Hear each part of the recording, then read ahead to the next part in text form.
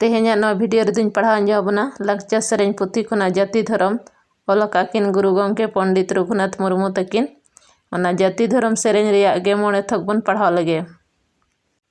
सेदाय हापड़ाम कोआ हरबो पांजाया जाति धर्म रे आबो मनबो दोहया जतो हर लगित गे बुगी बो रिकाया मीद ओड़ा हर लेका गेबो ताहेना।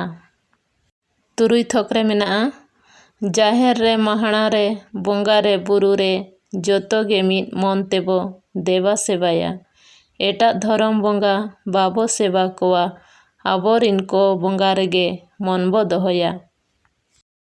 इयाय थक रे मेनाआ तापा हे जंग रे हों अपासुल जंग रे हों आबो आबो गेबो ñेपेल बाबो अपाजा दुक रे मुहिम रे रेंगेज रे तेतांग रे दुपुलड़ आते बो ताहेन बाबो हिपिसा।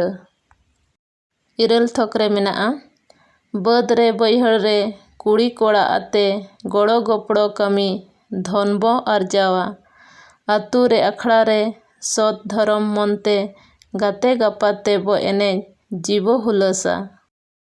आरे थक रे मेनाआ धर्म रेया हांडी न्यू दबो न्यूई गे अथड़ी न्यू मेनखान बांगे बुगिया जीवी रे हड़मो रे बीस लेकाय कमी जोखा जानी रान लेका न्यू गेबो न्यूया। गेला थक रे मेनाआ गिद्रा को ताबो बाबो ढिलो कोआ अलोक पढ़न डाहार बो पांजा अचो को उनको गेबा तो आबोरिन आगाम को उनको चेतान रेगे मेना जाति दाड़े दो। गेलमित थक रे मेनाआ आबो बो लांगा गे मुहिम हो मारांगे चेते तेदो जाति धर्म दोबन दोहया दुपलड़ बो ताहेन गपड़ो बन कामी ओना तेगे जाति धर्म दोबन दोहया।